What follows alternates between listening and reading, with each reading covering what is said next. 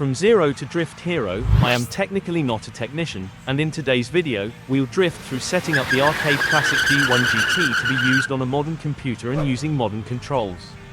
However, before we do, a few words from our legal department.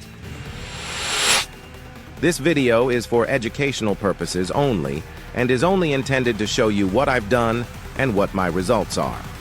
If you choose to modify your systems using this or any other information I've provided from any video or content I've created, you do so at your own risk. This channel, or any person connected to this video, will not be held liable for any choices you make with your hardware or software. Modify at your own risk. I'm also making a few assumptions. First, that you've installed TeknoParrot and all of the required dependencies. If you've not, do not worry, as I happen to have a video covering the topic with step-by-step instructions walking you through the process. I'll be linking to that video above and in the description for your convenience. Second, I'm also making the assumption that you've obtained the needed ROM files and that they are legal ROM files from legal sources. This channel does not support software piracy. We do not provide ROM files nor do we link to ROMs. Please do not ask. With our assumptions out of the way, we need to extract our required ROM files. Generally, modern arcade files will be compressed, as they are often larger and take up a tremendous amount of space. Most of the time, to extract your files, you can use a common zip utility. However, some have been compressed as CHUD files. CHUD compressed files will require a program called chudman.exe. If you'd like to see chudman in action, please let me know in the comments. However, for this video, I'll be extracting my files with 7-zip, as it's powerful and free. To do so, I've simply navigated to my TeknoParrot ROMs folder, and I've expanded it to the left side of my screen. I've also opened my compressed ROMs in 7-zip and expanded them to the right side of the screen. We'll now drag and drop the files from 7-zip into our ROMs folder. This took a little over 10 seconds. However, your time may be different as we're all using different hardware. Once our extraction is done, we'll wish to close out both 7-zip and our ROMs folder, and we'll want to open the TeknoParrot program. When TeknoParrot launches, it will first look for updates, and generally it will find one, as the developers are very active and continue to release updates in the form of patches and compatibility fixes to existing games, and they also add to the already impressive list of games quite frequently. If you need to apply an update, simply click on the hamburger menu at the top left corner and click on the top option listing as Install Updates. When done, click Update in the bottom right corner, and TeknoParrot will download and install the update. Generally, this doesn't take long, and I do recommend working with an updated build. This update took a little over 16 seconds, and I must admit this was the second software update that I've run on TeknoParrot just in today's filming. TeknoParrot will, of course, restart when it is done updating. With TeknoParrot updated, we'll wish to navigate to the top left and find the hamburger menu once again. Holy crap, it seems we have a third update. As I said, the developers are very active. This update again took about 16 seconds. We're going to fast forward and pray this is the last of the updates for today. Thank God for no more updates. Again, find the hamburger menu.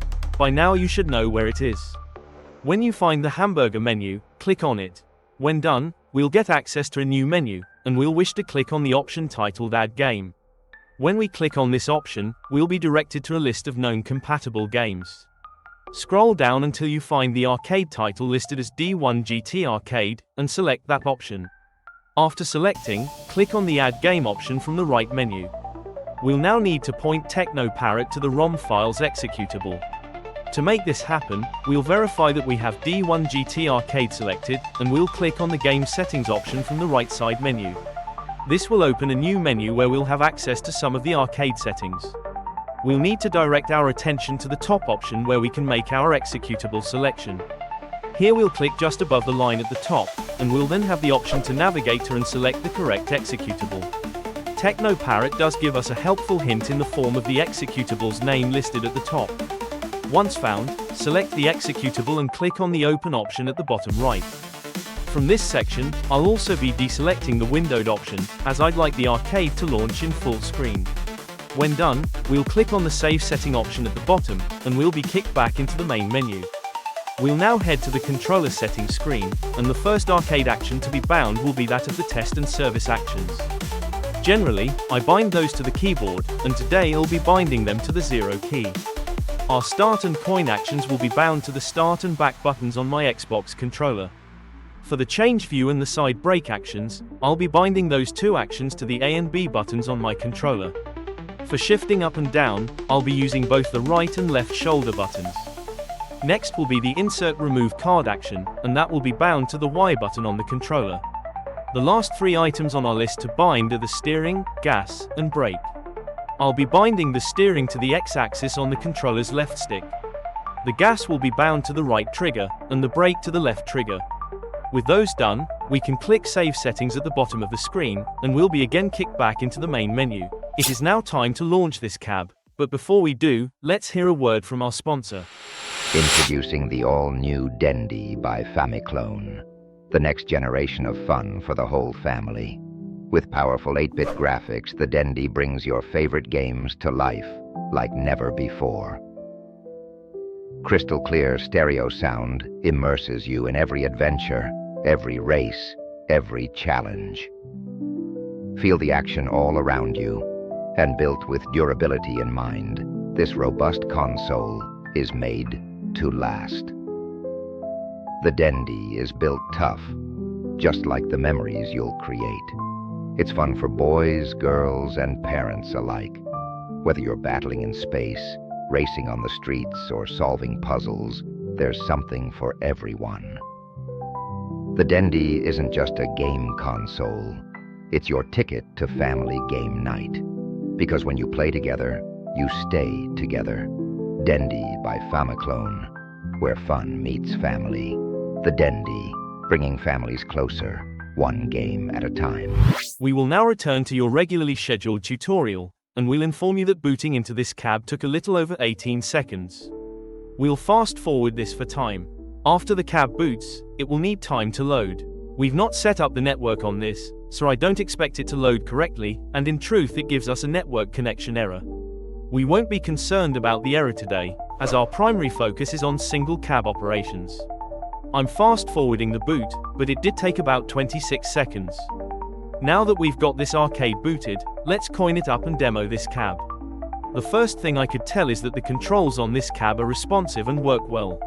I didn't have any issue navigating the cab menus, making my selections, or moving about in the pre-game sections. I do want to be transparent and inform the audience that I do kind of stink at gaming, and I've never played this cab prior to this demo. I say all of that because I don't wish you to think that my poor performance is related to the controls. This inadequate performance is all me and not TeknoParrot or the controller. This game is also tons of fun. If you're unfamiliar with this cab, it's primarily focused on drifting rather than racing, and it's incredibly enjoyable. When starting this arcade, I did pick Novice, as again, I stink at gameplay, and because this is the first time I've tried using this cab. As I'm sure you can see, the cab is doing its best to teach me how to drift and, in turn, enjoy the game. That's kind of nice, as most arcades are more than pleased to take your money, let you lose a single game, and send you on your way. In that regard, it's a welcome shift in perspective. In the brief time I spent testing this cab, it became clear to me that in Novice mode, it guides you through the necessary steps to achieve success at the pro circuit level. Known for providing a genuine arcade experience, Taito created the D1GP Arcade cabinet in 2008. With Taito's reputation for quality and innovation in the arcade industry, the D1GP showcases their commitment to high performance and stylish design. Taito's D1GP exudes a professional and modern arcade aesthetic. The Type 10-2 system, a proprietary Taito hardware platform with a reputation for strong performance and support for well-known arcade games of the time, powers the D1GP. The D1GP, a product of Taito's golden years, has gained collector's status, particularly among enthusiasts of Japanese arcade gaming. Taito's D1GP Arcade cabinet, a masterpiece of arcade engineering, captures the excitement and authenticity of late 2000s arcade gaming, offering an unparalleled gameplay experience. Whether you're a first-timer or a nostalgic gamer, the D1GP is a worthy addition to any lineup. In conclusion, D1GP is an incredible game, and I'm deeply disappointed that it's taken me so long to explore it. At its core, D1GT is a racing game, but drifting is more than just racing. It's more like racing and engaging in a fist fight with physics simultaneously. Regardless, it's an unforgettable experience that I recommend, and now that I've tried it on the arcade, I may even give drifting a try in the old Kia Soltos. If you've made it this far in the video, I'd like to thank you and inform you that your viewership means a tremendous deal to me. Thank you. I really do hope that you enjoyed this video and found it informative. If you did, or even if you didn't, please do me a favor and hit that like button. Maybe leave me a comment or share this video on your social media or with a friend. If you've not done so, please consider subscribing to the channel. These are all excellent ways you can help me beat the YouTube algorithm. Also, if you're looking to directly support the channel, we're also now offering memberships with a ton of beneficial perks. Find our channel's social links in the description, and if you want to learn more about TeknoParrot, be sure to check out one of these two videos for more.